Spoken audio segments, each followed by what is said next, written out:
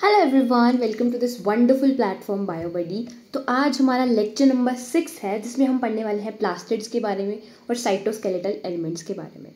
कल हमने lysosome, vacuoles and mitochondria के बारे में पढ़ा, तो आज हम उसका कंटिन्यूशन करने वाले हैं। आगे के पार्ट्स जो यूकैरियोटिक सेल ही चल रहा है हमारा अभी तो लेट्स गेट स्टार्टेड। बट उससे पहले हम करने वाले हैं रिवीजन। आई होप कल का लेक्चर सबने रिवाइज कर लिया होगा, डीपीपी लगा ली होगी। तो अब हम रिवीजन करने वाले हैं जो भी हमने कल किया था। जैसे कि सबको पता है कि लाइसोसोम्स जो होते हैं वो होते हैं basically suicidal bags. Suicidal bags क्यों बोला गया है? क्योंकि उसके अंदर हाइड्रोलिटिक एंजाइम्स प्रेजेंट है। हाइड्रोलिटिक एंजाइम्स क्या हुई? जो कि किसी चीज़ को डाइजेशन में हेल्प कर रही हैं, मतलब ब्रेक डाउन कर रही हैं। डाइजेशन मीन्स ब्रेक डाउन करना, कॉम्प्लेक्स फूड आया है उसको डाइजेस्ट करना, उसको स्मॉलर पार्टिकल्स में तोड़ना जिससे हमारी बॉडी उसको एब्जॉर्ब कर सके। ठीक है, तो ये डाइजेशन का पार्ट था। तो कौन करवा रहा है? Hydrolysis enzymes. हाइड्रोलिसिस एंजाइम्स को क्या होती हैं? जो पानी की प्रेजेंस में किसी चीज़ का ब्रेक डाउन कर रही है वो एंजाइम्स है हाइड्रोलिसिस एंजाइम्स। हाँ जी, ठीक है, तो वो लाइसोसोम्स के अंदर प्रेजेंट होती है। ठीक है, उसके बाद हमने वैक्यूल्स के बारे में पढ़ा। एक करेक्शन थी कि वैक्यूल्स एनिमल सेल्स में प्रेजेंट हो सकते हैं। ठीक है, बट जैसे कि अगर मैं बात करूँ लार्ज सेंट्रल वैक्यूल की, तो वो एनिमल सेल में प्रेजेंट नहीं होता है। एनिमल सेल में जो वैक्यूल्स होते हैं वो मोर लाइक वेसिकल्स। अगर वेसिकल्स हैं उनको ही हम वैक्यूल्स बोल सकते हैं। जैसे कि अगर मैं बात करूँ एनिमल सेल्स में वैक्यूल्स टेम्परेरी होते हैं, छोटे होते हैं। अगर मान लो कोई फूड पार्टिकल आया तो वैक्यूल ने उसके अराउंड कवरिंग बना दी और वो वैक्यूल में स्टोर हुआ और उसके बाद वो डाइजेस्ट होके वैक्यूल खत्म हो गया। इतना ही काम होगा एनिमल सेल्स में। बट प्लांट सेल्स की बात करें तो लार्ज सेंट्रल वैक्यूल्स को हम सैप वैक्यूल भी बोलते हैं, वो प्रेजेंट होता है। डन। तो इतना सा वैक्यूल के बारे में। और भी बहुत सारी चीज़ें हैं वैक्यूल के बारे में, बट हम एक ओवरव्यू ले रहे हैं जो हमने पढ़ा। माइटोकॉन्ड्रिया के बारे में पढ़ा। माइटोकॉन्ड्रिया को क्या बोला जाता है? Power house of the cell. Staining के बिना नहीं दिखती है माइटोकॉन्ड्रिया। उसके बाद हमने पढ़ा माइटोकॉन्ड्रिया के अंदर का स्ट्रक्चर। खुद का डीएनए प्रेजेंट होता है, आरएनए भी प्रेजेंट हो सकता है अगर खुद का डीएनए है। डीएनए कौन सा? जैसा कि एक स्मॉल बैक्टीरियल सेल में होता है। सेमी ऑटोनॉमस ऑर्गेनेली है, खुद के कुछ प्रोटीन्स बना सकती है बट बाहर से लेने पड़ते हैं, इसीलिए सेमी ऑटोनॉमस बोल रहे हैं। ठीक है, तो इतना माइटोकॉन्ड्रिया के बारे में था। हाँ जी, और एटीपी फॉर्मेशन के लिए F0 F1 प्रेजेंट होता है इनर मेम्ब्रेन पर, जिसको हम क्रिस्टा बोलते हैं। क्रिस्टा के इनफोल्डिंग्स बोलते हैं इनर मेम्ब्रेन को। इनर मेम्ब्रेन की इनफोल्डिंग्स को क्रिस्टा बोलते हैं। ठीक है, सिंगुलर क्रिस्टा और प्लूरल हो तो क्रिस्टे बोल दिए। ठीक है जी, आज हम पढ़ने वाले हैं प्लास्टिड्स के बारे में। So what is plastids? जैसे कि अगर हमें पता है कि प्लांट्स खुद का खाना फोटोसिंथेसिस से बनाते हैं। फोटोसिंथेसिस सबको पता है क्या होता है। तो फोटोसिंथेसिस का प्रोसेस चलता कहाँ पर है? उस ऑर्गेनेली को बोला गया है प्लास्टिड। फोटोसिंथेसिस होती है क्लोरोप्लास्ट के अंदर, जो कि एक प्लास्टिड का ही फॉर्म है। तो प्लास्टिड में काफ़ी फॉर्म्स आती हैं, उसके बारे में बात करेंगे। और प्लास्टिड एक ऐसी ऑर्गेनेली है जहाँ पर खाना बनता है। हाँ जी, ठीक है जी। तो अगर हम बात करें प्लास्टिड्स के बारे में, लेट्स गेट स्टार्टेड। बोला गया है present in plant cells and euglenoids, और एल्गी में भी प्रेजेंट हो सकते हैं। हाँ जी, एल्गी में भी प्रेजेंट हो सकते हैं। ठीक है, present in plant cells and euglenoids. Euglenoids हम पढ़ेंगे जब हम अपने 11th के फर्स्ट सेकेंड चैप्टर पढ़ रहे होंगे, तब पढ़ेंगे बायोलॉजिकल क्लासिफिकेशन में। ये होता है connecting link between plants and animals. ये एक प्रोटिस्ट है। प्रोटिस्ट के बारे में हम डिटेलिंग में पढ़ रहे होंगे बायोलॉजिकल क्लासिफिकेशन में, बट अभी इसको क्यों बोला है कनेक्टेड लिंक, उसके बारे में बात करते हैं बिटवीन प्लांट्स एंड एनिमल्स। यूग्लिनोइड एक प्रोटिस्ट है जो कि अगर मान लो इसके पास सनलाइट अवेलेबल है तो ये फोटोसिंथेसिस कर रहा होगा। ठीक है, मान लो ऐसी हार्श कंडीशन आ गई है जिसमें इसके पास सनलाइट अवेलेबल नहीं है, तो अब ये क्या करेगा? अब ये करेगा बेसिकली दूसरे ऑर्गेनिजम्स पे फीड। मतलब क्या करेगा? एक अगर इसके पास खाने को कुछ नहीं है तो वो दूसरे अपने छोटे मोटे कीड़े मकोड़े खाकर काम चला लेगा। ठीक है, तो एक प्रोटिस्ट है ये, मतलब छोटे मोटे ऑर्गेनिजम्स को खा के काम चला लेगा। ठीक है जी। तो present in plant cell and euglenoids, not present in animal cell. Not present in animal cells, ये नहीं होते हैं एनिमल सेल में प्रेजेंट। ये एक्सक्लूसिव फीचर है प्लांट सेल्स का और यूग्लिनोइड्स का। हाँ जी, ठीक है जी। और एल्गी में भी प्रेजेंट हो सकते हैं। Easily observed under microscope due to large size. इनका बड़ा साइज होता है इसलिए आराम से दिख जाते हैं। वेरीज हमें माइटोकॉन्ड्रिया जो होता है उसे स्टेन करना पड़ता है, हमने कल देखा। Specific pigments impart colours to the plant. इनके अंदर पिगमेंट्स प्रेजेंट होते हैं। अब ये पिगमेंट्स क्या बोला है? पिगमेंट्स होते हैं एक ऐसी चीज़ें होती हैं जो कि एक पर्टिकुलर चीज़ को कलर देती हैं, ठीक है। पिगमेंट कलर देने वाले सब्सटेंसेस होते हैं, बट कैसे कलर देंगे, कलर कैसे देते हैं, ये लाइट एनर्जी को ट्रैप करते हैं, ये एब्जॉर्ब करते हैं लाइट एनर्जी को। बेसिकली हमें वेवलेंथ के बारे में पता है, लाइट की अलग अलग वेवलेंथ होती है, पिगमेंट भी उसी बेसिस पर, मान लो इस पिगमेंट, ये वाला जो पिगमेंट है ये इतनी वेवलेंथ पे लाइट को एब्जॉर्ब कर रहा है, हाँ जी, ठीक है, और लाइट को एब्जॉर्ब करके फिर वो रिफ्लेक्ट बैक करता है कलर। सभी चीज़ों का यही फिनोमिना होता है, हमें कुछ नहीं दिखता ऐसे। मान लो मैंने आज ब्लू कलर पहन रखा है, तो ब्लू कलर पर लाइट चली गई लाइट की बात कर रहे हैं, लाइट चली गई, वाह ठीक है, ओ भाई साहब, आ गई लाइट आ गई। हाँ, कलर की बात कर रहे थे, तो मैंने आज नाइस बैठते हैं ऐसे ही, ठीक है ओके, फिर आ गई लाइट आ गई, हाँ जी। तो मैंने आज ब्लू कलर पहन रखा है, blue colour, hello excuse me light ji, क्या कर रही हैं आप, प्लीज आ जाओ आ गई फाइनली ओके। तो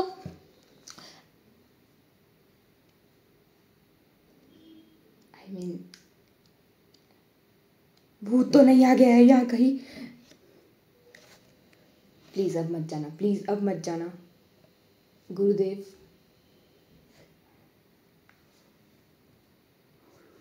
I am sorry guys, I am literally sorry, I am really sorry। हे भगवान, ये क्या हो रहा है, लाइट नहीं जा रही है, ये भूत आ गया इस कमरे में, मैं भी आ। हेलो जी, तो अभी दोबारा स्टार्ट करते हैं, लाइट ने तो हमें धोखा दे दिया है, तो कोई बात नहीं, चलो शुरू करते हैं।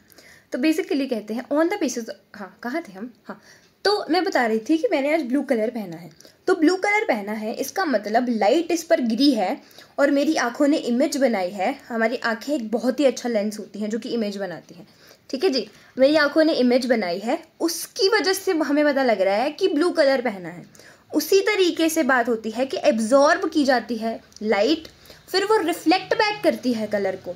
जो ये कपड़ा है इसने एब्जॉर्ब किया लाइट को और ये रिफ्लेक्ट कर रहा है ब्लू कलर को, ना कि ये ब्लू कलर का है, ठीक है, सिंपल सी बात है।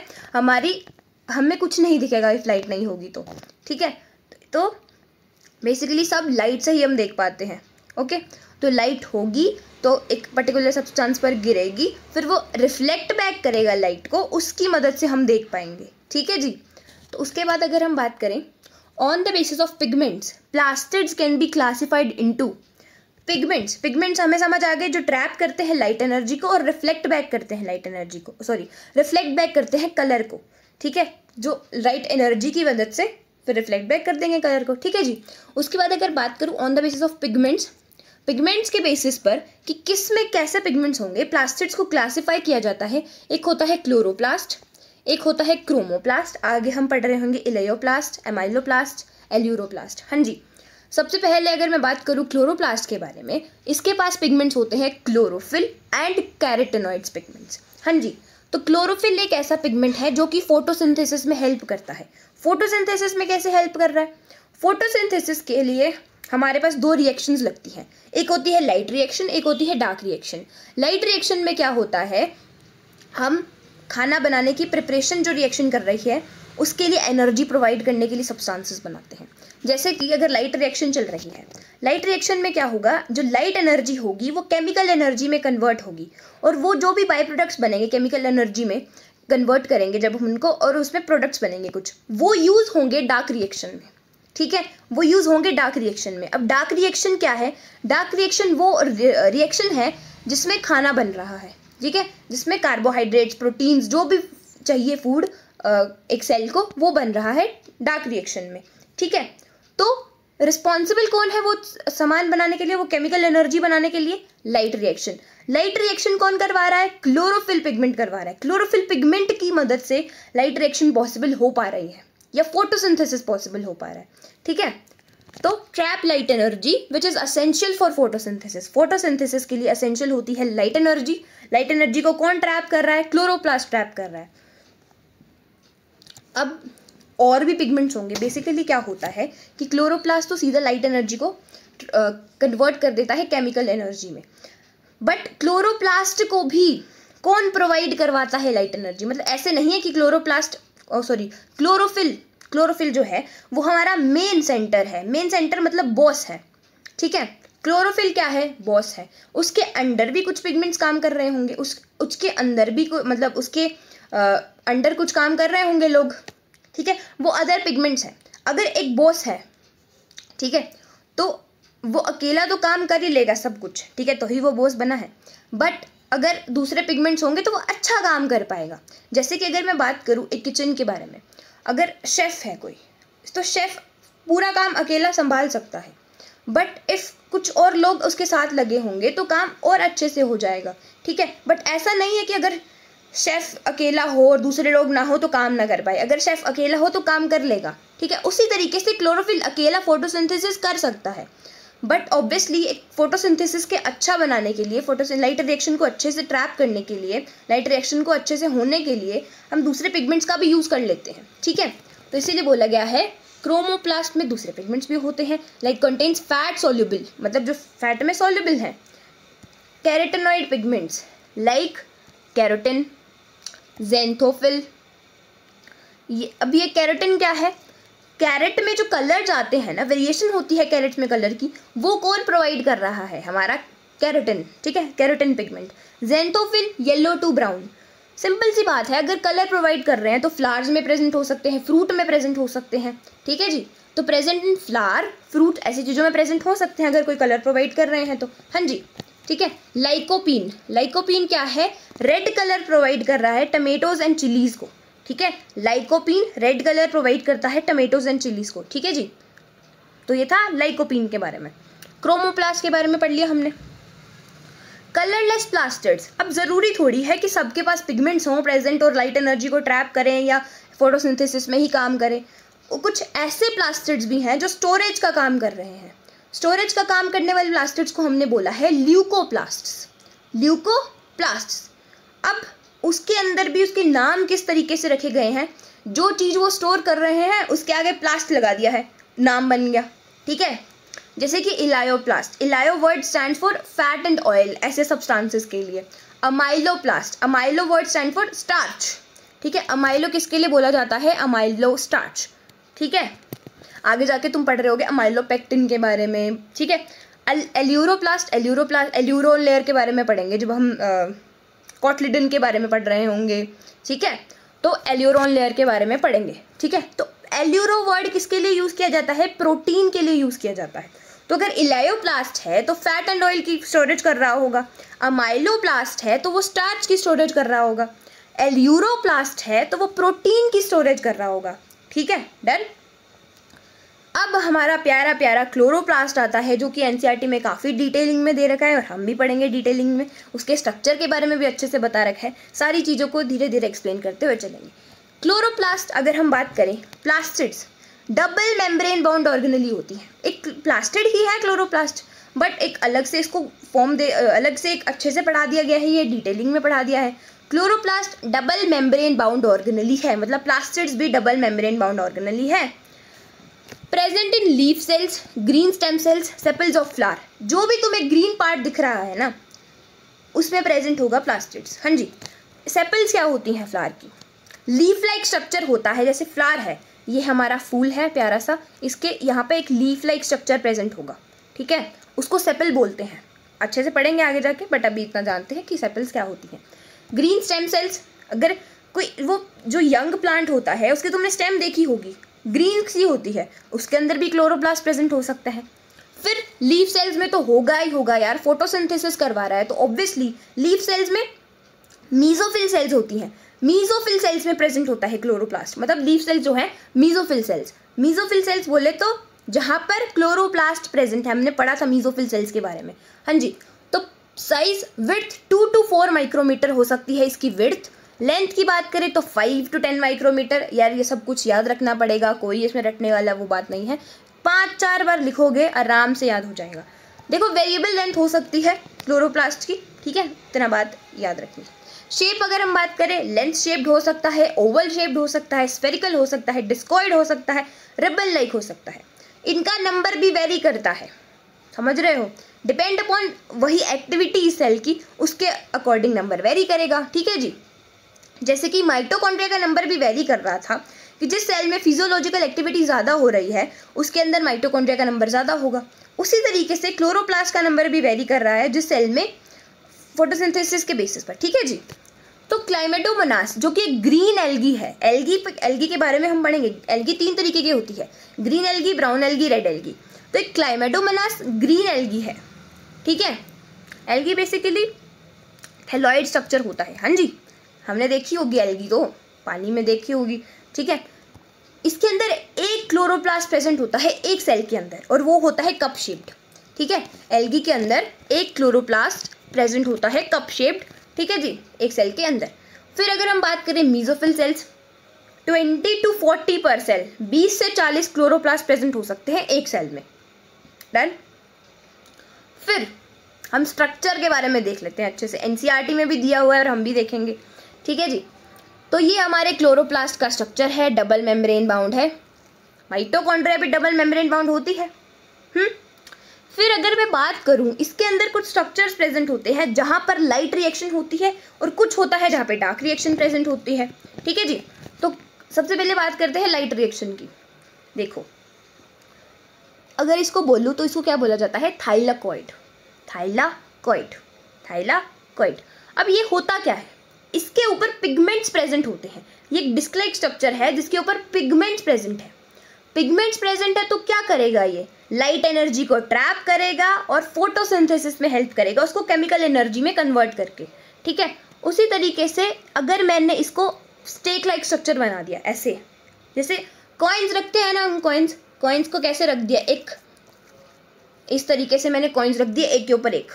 ठीक है। उसी तरीके से मैंने थाइलाकॉइड को एक के ऊपर एक रख दिया। ठीक है। और अगर मैं पूरे कॉइन्स के वो पाइल को अगर मैं लूँ, एक पाइल हो कॉइन्स की इस तरीके से, जैसे ये कॉइन्स है, तो अगर मैं ये लूँ तो इनको पूरे को बोला गया है, इनके स्टैक को बोला गया है ग्रैना। स्टैक को क्या बोला गया है? ग्रैना। अगर मैं उस ग्रैना में से एक इंडिविजुअली निकाल के बात करूँ तो उसको बोला गया है ग्रैनम। सिंगुलर की बात करूँ, एक की बात करूँ तो ग्रैनम बोलते हैं। अगर इस ग्रैना में से एक को मैंने निकाला, मतलब एक पाइल पड़ी थी कॉइन की, मैंने एक निकाल के बोल दिया ये है ग्रैनम, और जो ये पूरा बचा ये है ग्रैना। ठीक है। और इसको थाइलाकॉइड भी बोल सकते हैं, तो मैंने यहाँ पे अलग से दिखा दिया थाइलाकॉइड। हाँ जी। इसके ऊपर क्या प्रेजेंट है? पिगमेंट्स प्रेजेंट है, क्लोरोफिल प्रेजेंट हो सकता है, होता ही है। ठीक है। क्लोरोफिल प्रेजेंट होता है जो कि फोटोसिंथेसिस का काम करता है। फिर ये बीच में तुम्हें दिख रहा होगा ये स्ट्रक्चर, ये भी एक थाइलाकॉइड ही होता है। सिंपल सी बात है, ये भी एक थाइलाकॉइड ही होता है। बट ये क्या है? ये दो, एक ये ग्रैना है, एक ये ग्रैना है, इनको कनेक्ट कर रहा है। ये थाइलाकॉइड क्या कर रहा है? इनको कनेक्ट कर रहा है। इसको बोल दिया हमने स्ट्रोमल लैमेली या इंटरग्रैनल। दो ग्रैनास को जो कनेक्ट कर रहा है थाइलाकॉइड, उसको बोल दिया इंटरग्रैनल। हाँ जी। ठीक है।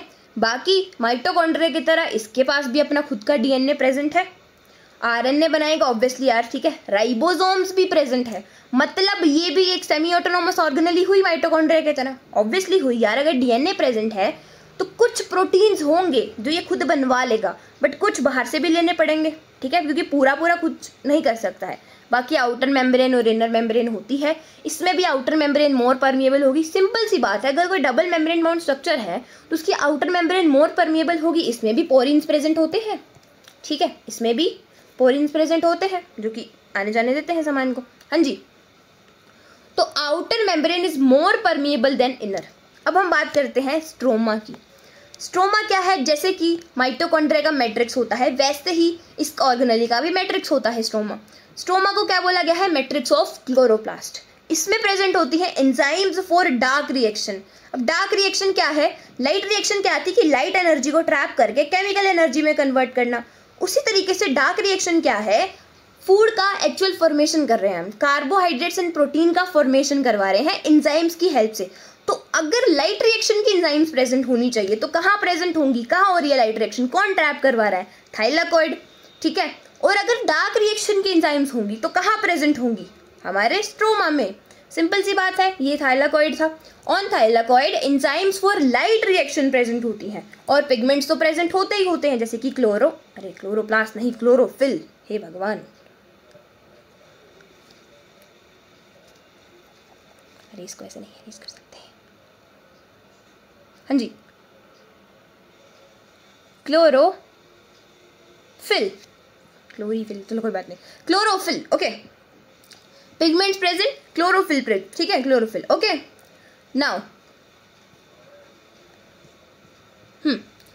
तो डार्क रिएक्शन में एंजाइम्स लगती है जिससे कार्बोहाइड्रेट और प्रोटीन फॉर्म हो जाता है। ऑब्वियसली सेल को जिंदा रहने के लिए हमें कार्ब्स और प्रोटीन की आवश्यकता है, और भी बहुत सारी चीज़ें हैं, बट यहाँ पे हमने कार्ब्स एंड प्रोटीन्स लिख दिया।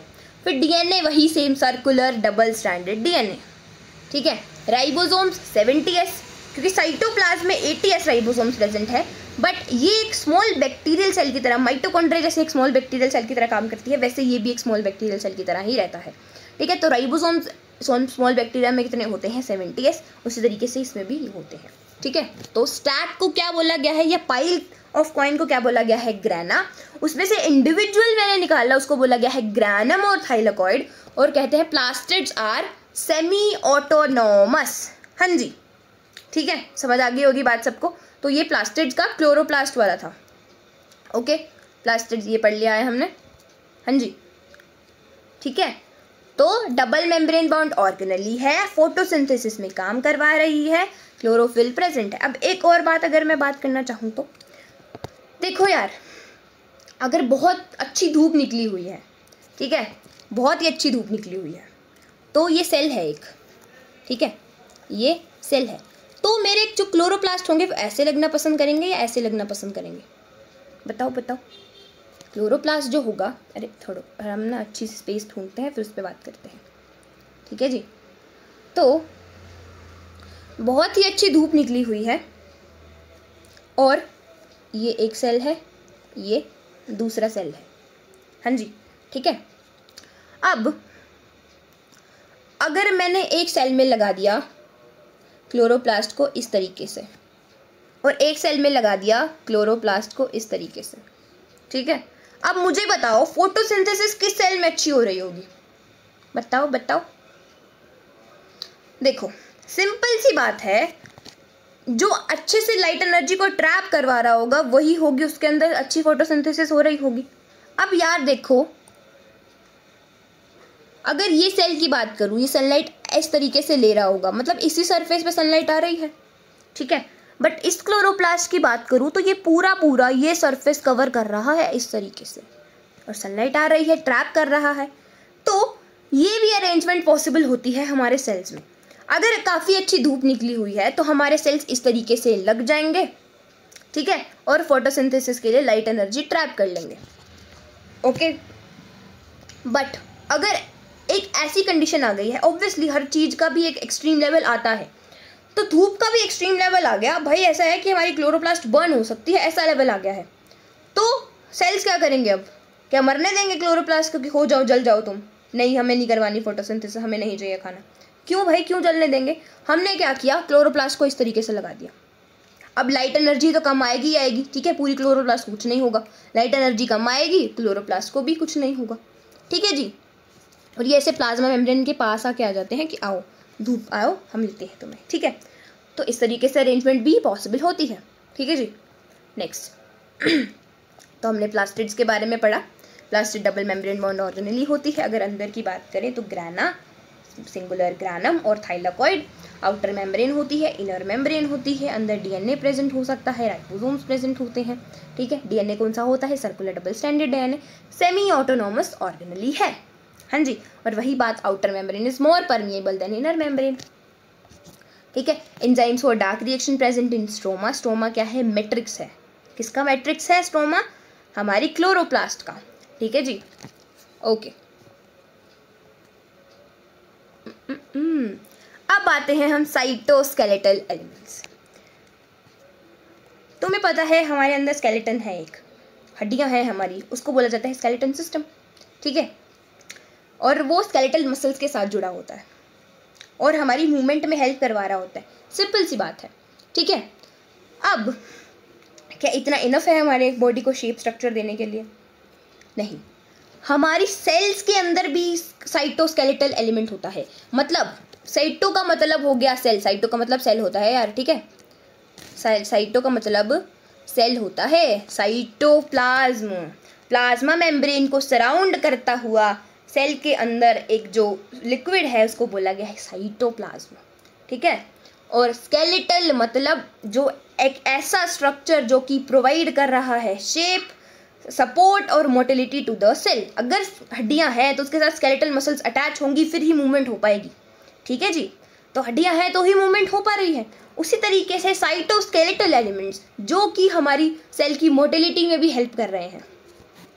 तो ये थ्रेड लाइक स्ट्रक्चर्स होते हैं जो कि सपोर्ट प्रोवाइड करते हैं सेल को, gives support, shape and motility to the cell. Thread like structures, मान लो ये सेल का साइटोप्लाज्म है, इस तरीके से ऐसे थ्रेड लाइक स्ट्रक्चर्स इसके अंदर ऐसे हैं जो कि इसको एक पर्टिकुलर शेप प्रोवाइड कर रहे हैं, ठीक है। एक पर्टिकुलर शेप प्रोवाइड कर रहे हैं। हमने पढ़ा था कि सेल के अलग अलग फंक्शंस हो सकते हैं उसकी शेप के बेसिस पर। तो नॉर्मल सी बात है यार, साइटोस्केलेटल एलिमेंट्स उसके बेसिस पर उसको शेप देंगे। डन। तो साइटोस्केलेटल एलिमेंट्स का ये काम है। थ्रेड लाइक स्ट्रक्चर्स बोल सकते हैं या फिलामेंट्स बोल सकते हैं। Filament is like thread like structures, वही सेम बात, ठीक है। इस तरीके से हमने फिलामेंट पढ़ा था, कहाँ पर? फ्लैजिला में पढ़ा था, ठीक है। तो thread like structures provide support to cell, gives support, shape and motility. Very important point, made up of protein, not in prokaryotes. Very important point, prokaryotes में नहीं होते साइटोस्केलेटल एलिमेंट्स। देखो यार, प्रोकैरियोट्स में है ही क्या उनको सपोर्ट प्रोवाइड करने वाला? मेम्ब्रेन बाउंड ऑर्गेनेलीज उनके पास है नहीं, राइबोसोम्स उनके पास प्रेजेंट है जो कि नॉन मेम्ब्रेन बाउंड है, ठीक है। तो क्या कौन सी हम उनको सपोर्ट प्रोवाइड करवाऊँ मैं? एक डीएनए बड़ा है वो भी मेम्ब्रेन बाउंड नहीं है, मतलब एक जो जीनोम है उनका वो भी मेम्ब्रेन बाउंड नहीं है। तो कौन सी सपोर्ट प्रोवाइड करने के लिए मैं साइटोस्केलेटल एलिमेंट्स लगा दूँ उनके अंदर? यूकैरियोट्स को तो चाहिए भाई, सब कुछ है, मेम्ब्रेन बाउंड ऑर्गेनेलीज है, तो एक पर्टिकुलर सपोर्ट चाहिए, ठीक है जी।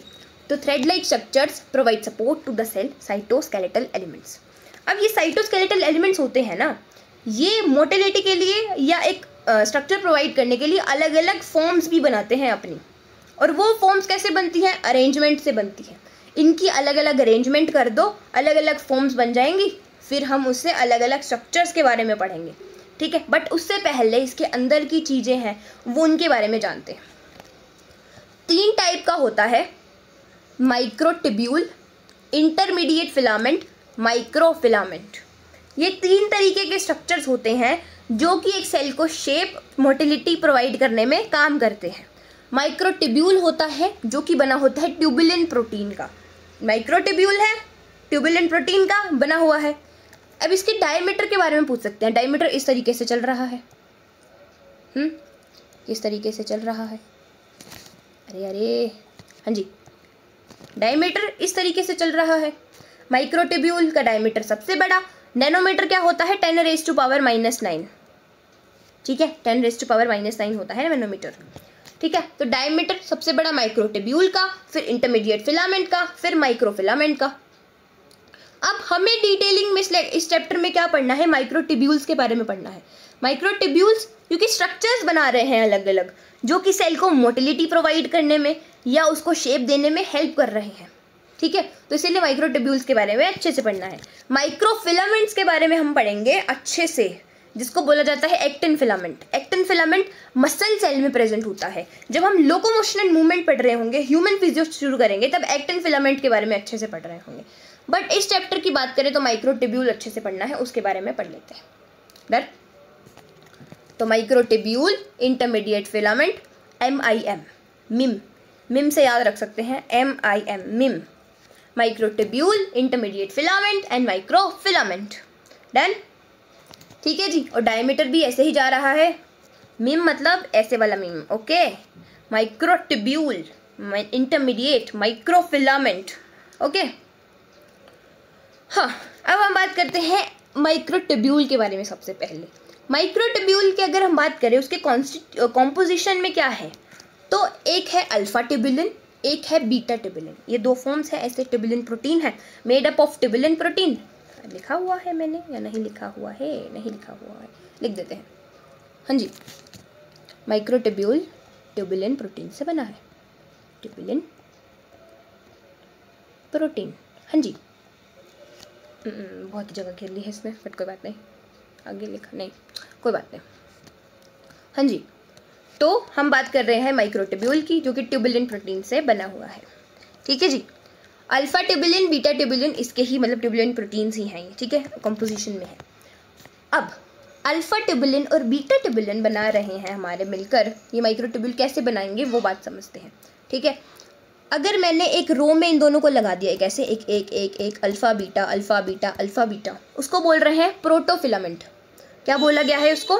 Protofilament, protofilament. ठीक है, एक ऐसे है, इस रो को क्या बोला? प्रोटोफिलामेंट। मैंने ऐसे ही 13 रोज लगा दी, 13 रोज लगा दी, ऐसे ही कैसे लगाई? 13 रोज सिलेंड्रिकल स्ट्रक्चर बनाते हुए, लाइक दिस, इस तरीके से, मतलब एक सिलेंड्रिकल स्ट्रक्चर है, इस तरीके से लगा हुआ है, एक एक एक एक एक एक एक एक रो प्रोटोफिलामेंट, एक प्रोटोफिलामेंट, एक प्रोटोफिलामेंट, एक प्रोटोफिलामेंट, और एक उससे पूरा सिलेंडर बन गया है। सिलेंड्रिकल स्ट्रक्चर बोले तो इस तरीके का सिलेंडर बन गया है। ठीक है, इसको बोला गया है माइक्रोट्यूब्यूल। देख रहे हो ये मैंने 13 ये लगा दिए, और नीचे alpha beta alpha beta alpha beta, ये एक प्रोटोफिलामेंट है, इसको मैंने 13 बार इस तरीके से घुमा दिया, मतलब घुमाया नहीं, 13 बार ऐसे ऐसे ऐसे ऐसे ऐसे ऐसे ऐसे लगा दिए, सिलेंडर बना दिया एक। 13 प्रोटोफिलामेंट लिए, उनसे सिलेंडर बना दिया, उसको क्या बोला गया है? हमारा माइक्रोट्यूब्यूल। ठीक है, अब इनमें अरेंजमेंट अलग अलग हो सकती हैं, वो आगे जाके पढ़ने वाले हैं, बट एक अगर हम स्ट्रक्चर की बात कर रहे हैं तो माइक्रोट्यूब्यूल है। तो 13 रोज ऑफ प्रोटोफिलामेंट एक सिलेंड्रिकल स्ट्रक्चर बना दिया, जिससे एक माइक्रोट्यूब्यूल बन जाता है। अब इन माइक्रोट्यूब्यूल्स की अरेंजमेंट में डिफरेंस आएगा, तो बोला गया है हम इनसे अलग अलग फॉर्म्स में स्ट्रक्चर बना सकते हैं। माइक्रोट्यूब्यूल्स की अरेंजमेंट, अगर माइक्रोट्यूब्यूल्स की अलग अलग अरेंजमेंट कर दूंगी तो अलग अलग स्ट्रक्चर्स बन जाएंगे। ठीक है, और अलग अलग स्ट्रक्चर्स कुछ ना कुछ रोल कर रहे होंगे अपना। देन तो 13 रोज थी प्रोटोफिलामेंट की, सिलेंडर का स्ट्रक्चर बनाया उनसे, और एक माइक्रोट्यूब्यूल बन गया। डन, ठीक है, okay. With microtubules one can form structures, अलग अलग स्ट्रक्चर्स बना सकते हैं माइक्रोट्यूब्यूल्स की अरेंजमेंट अलग अलग करके। हाँ जी, ठीक है जी। Microtubules show different arrangements to make the structures, अलग अलग अरेंजमेंट बनाई माइक्रोट्यूब्यूल्स ने, उससे अलग अलग स्ट्रक्चर्स बन रहे हैं। ठीक है, बार बार यही बात रिपीट कर रही हूँ मैं, कोई बात नहीं, पागल हूँ मैं, सॉरी नहीं। ठीक है, microtubules show different arrangement to make these structures, अब नहीं बोलूँगी ये। ओके, नेक्स्ट पेज पे चलते हैं और पढ़ते हैं वो स्ट्रक्चर्स कौन से हैं।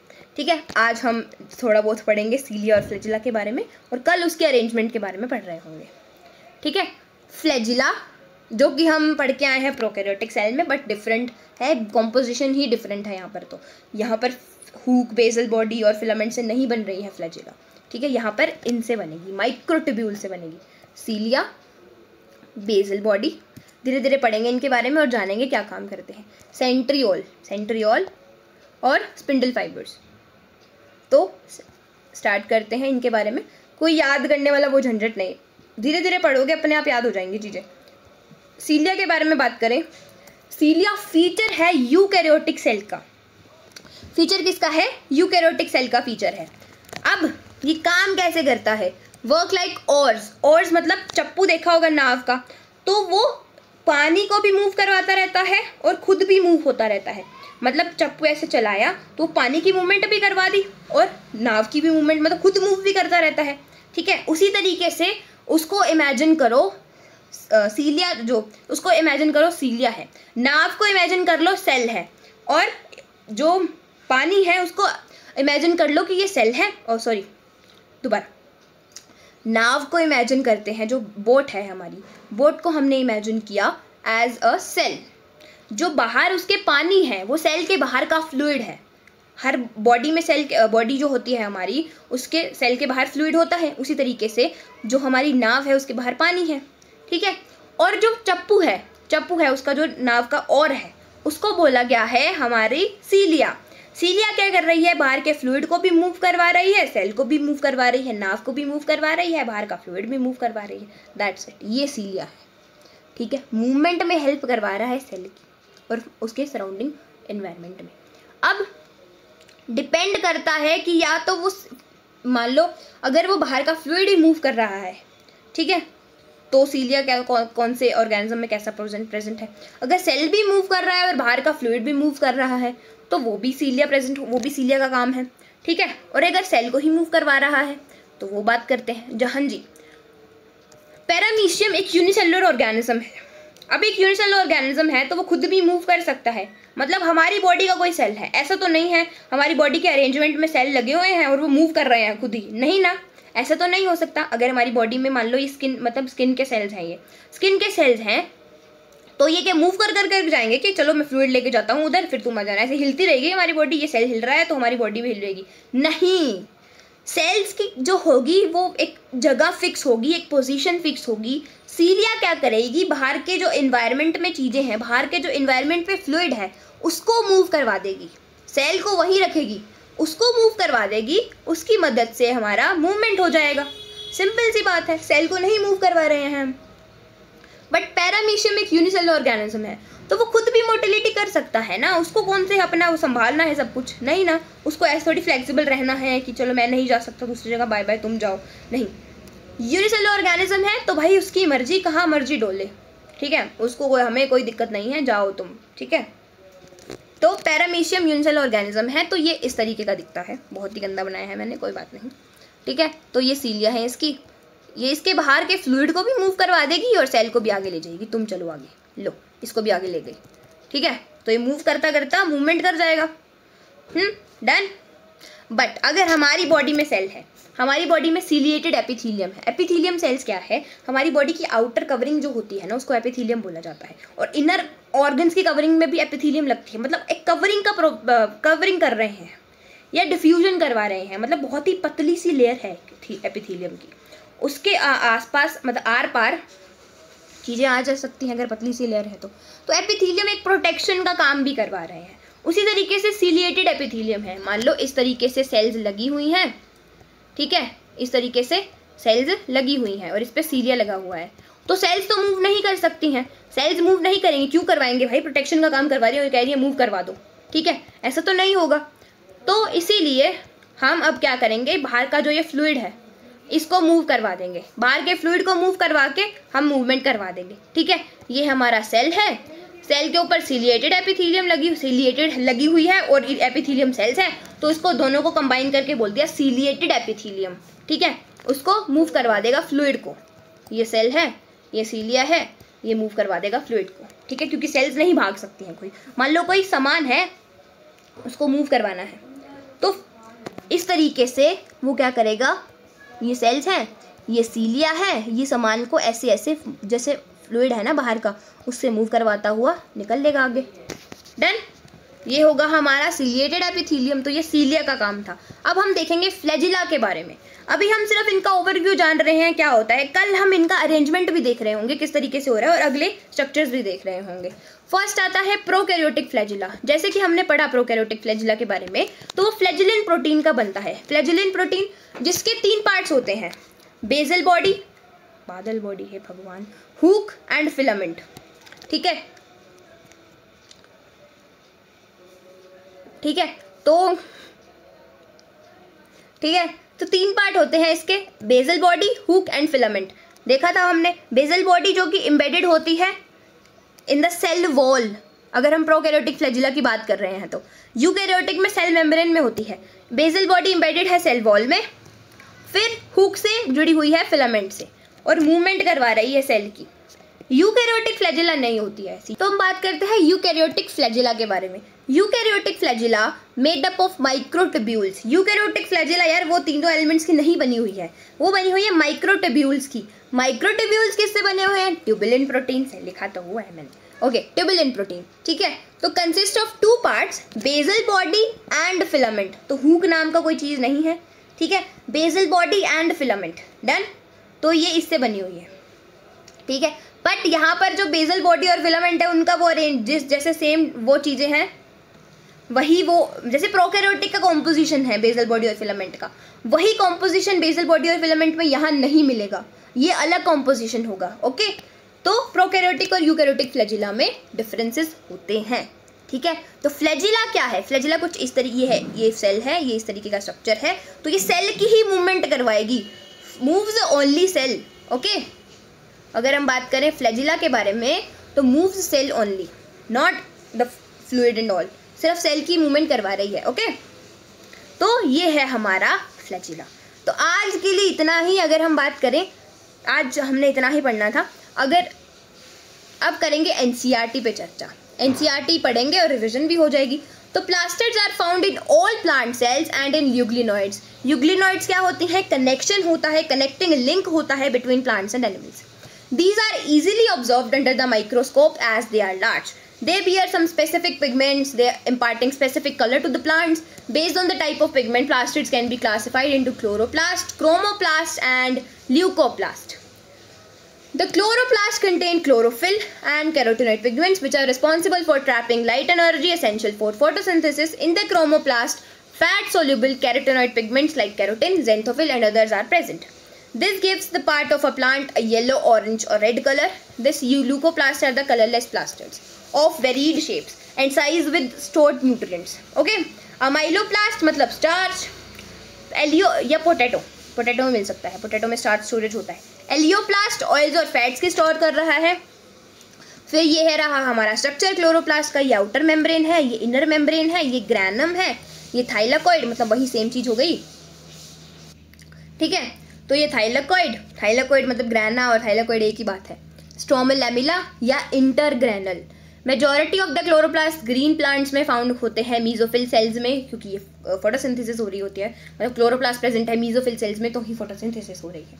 These are lens shaped, spherical, discoid और even ribbon like organelles. Variable length हो सकती है, 5 to 10 माइक्रोमीटर लेंथ है, विड्थ है 2 to 4 माइक्रोमीटर। नंबर वेरी करता है, जैसे कि क्लाइमिडोमोनास में एक सेल पाया जाता है, एक ही सेल में एक क्लोरोप्लास्ट पाया जाता है, ठीक है, और 20 to 40 पाया जाता है मीजोफिल सेल्स में। Like mitochondria, chloroplast are also double membrane bound. ठीक है, inner chloroplast membrane relatively less permeable, बहुत बारी पॉइंट पढ़ चुके हैं और अब तक तो याद हो जाना चाहिए था। ठीक है, the space limited by the inner membrane of the chloroplast is the stroma. Matrix of chloroplast is known as stroma. ठीक है, थाइलाकॉइड्स अरेंज्ड होते हैं जिसको बोला जाता है ग्रेना। ठीक है, the space limited by the inner membrane बोला गया है स्ट्रोमा। उसके बाद अगर हम बात करें ये अरेंजमेंट को ग्रेना बोला गया है। Okay, the membrane of thylakoid enclose करते हैं, अरे यार खाली जगह को ल्यूमन बोलते हैं अंदर के। ठीक है, स्ट्रोमा कंटेन करते हैं एंजाइम्स डार्क रिएक्शन के लिए, जिससे कार्बोहाइड्रेट्स और प्रोटीन की फॉर्मेशन होती है। ओके, तो डीएनए होता है इनके अंदर, राइबोसोम्स और chlorophyll pigments. The ribosomes of the chloroplast are smaller 70s। Okay, next cytoskeletal elaborate network होता है, फिलामेंटस प्रोटीनिशियस स्ट्रक्चर्स, हे भगवान क्या हो गया है मुझे, of microtubules, microfilaments and intermediate filaments present in the cytoplasm is collectively referred to cytoskeleton. हाँ जी, cytoskeleton in a cell are involved in many functions such as mechanical support, motility, maintenance of the shape of the cell. Then आप कुछ question solve करेंगे और हमारा chapter नहीं खत्म होगा, हमारा लेक्चर खत्म हो जाएगा। ओके, तो which of the following is not a type of plastid? कौन सा प्लास्टिड नहीं है उसके बारे में बात कर रहे हैं। ये माइकोप्लास्ट, कौन सा प्लास्टिड पढ़ लिया तुमने? माइकोप्लास्ट नहीं है ना, अभी हम पढ़ के आए हैं, ये ल्यूकोप्लास्ट है, सी का के है। Plastids are found in which type of cells? Animal cells only, plant and algal cells, bacterial cells, animal and bacterial cells. Plastids are found in which cells? Which type of cells? किस cells? Animal cells में पाए जाते हैं? No no no no no, plant और algal cells में पाए जाते हैं। Yes yes yes. Okay, what pigment is primarily found in chloroplast? कौन सा पिगमेंट होता है भैया? Chlorophyll. Done. Which plastid type is specialize for the storage of starch? Storage starch को क्या बोला जाता है? अमाइलो। बहुत छोटी हो गई हूं मैं।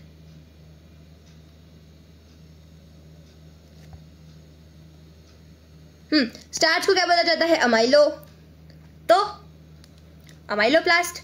Chloroplast are responsible for photosynthesis, starch storage, producing and storing pigments like carotenoids and fatty acid synthesis, photosynthesis. Okay, अब मैं तुम्हें पहले ना कुछ पढ़ाना चाहूंगी, उसके बाद हम ये कुछ क्वेश्चंस करेंगे। ओके, एक चीज, अरे नहीं, हाँ, सबसे पहले हम पढ़ेंगे, क्योंकि इसके ऊपर PYQs आए हुए हैं इसीलिए, प्रोप्लास्टिड्स के बारे में। प्रोप्लास्टिड्स होते हैं मेरिस्टेमेटिक के प्लास्टिड्स। मेरिस्टेमेटिक जोन क्या होती है? प्लांट्स में एक ऐसी जोन पाई जाती है, प्लांट्स में एक ऐसी जोन पाई जाती है जहां पर एक्टिवली डिवाइडिंग सेल्स मिलते हैं। मतलब वो एक सेल है, डिवाइड करके दूसरा बना रहे हैं, दूसरा सेल है, उससे तीसरा सेल बना रहे हैं, चौथा सेल बना रहे हैं, इस तरीके के सेल्स मिलते हैं, वहां पर एक्टिवली डिवाइडिंग सेल्स मिलते हैं, डिवीजन चल रही है सेल्स की, उसको बोला जाता है मेरिस्टेमेटिक जोन, जो कि डिटेलिंग में पढ़नी है आगे जाके। ओके, बट ठीक है, तो अब उनमें ऐसे सेल्स भी होंगे जिनसे आगे जाके मैच्योर प्लास्टिड बनने हैं, ठीक है, और वो सेल्स ऐसे सेल्स हैं, मतलब मान लो ये प्रोप्लास्टिड है जो कि एक अभी कोई भी प्लास्टिड को बना सकता है, तो वो मेरिस्टेमेटिक जोन का पार्ट होगा, क्योंकि डिवीजन करके कोई भी प्लास्टिड बन जाएगा। तो क्लोरोप्लास्ट, अमाइलोप्लास्ट, क्रोमोप्लास्ट, इटियोप्लास्ट। अब इटियोप्लास्ट क्या होता है? इटियोप्लास्ट पार्शियली डेवलप्ड फॉर्म होती है क्लोरोप्लास्ट की, जो कि फाउंड होती है किसमें? जो कि डार्कनेस में बनते हैं, जो कि टिश्यूज जो होते हैं, जो प्लांट्स होते हैं, जो कि अंधेरे में रहते हैं, उनके अंदर तुम्हें इटियोप्लास्ट मिलेगा। इतनी सी बात याद रखनी है, इसके बारे में और नहीं पढ़ेंगे हम। ओके, ठीक है, तो हम थे यहाँ पर। हाँ जी, ओके। ल्यूकोप्लास्ट हमने पढ़े क्या होते हैं leucoplast. Leucoplast are pigmented plastids, non pigmented plastids, responsible for photosynthesis, no, found in all cells, नहीं, नॉन पिगमेंटेड प्लास्टिड्स होते हैं, ठीक है। ल्यूकोप्लास्ट क्या है? नॉन पिगमेंटेड प्लास्टिड्स, जो कि स्टोरेज में काम कर रहे हैं। 3 पार्ट है इसके, अमाइलो, एल्यूरो एंड इलायोप्लास्ट। फिर which plastid can differentiate into other plastid types? कौन सा होता है? प्रोप्लास्टिड होता है। Etioplast are plastids that form in plants grown in darkness and convert to chloroplast in light. अभी पढ़ा है हमने, ठीक है जी। What is the main role of chloroplast? Photosynthesis.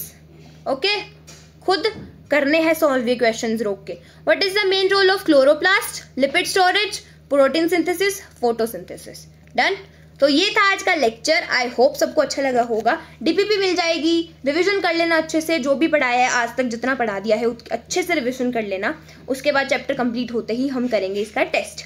Okay, so thanks for watching.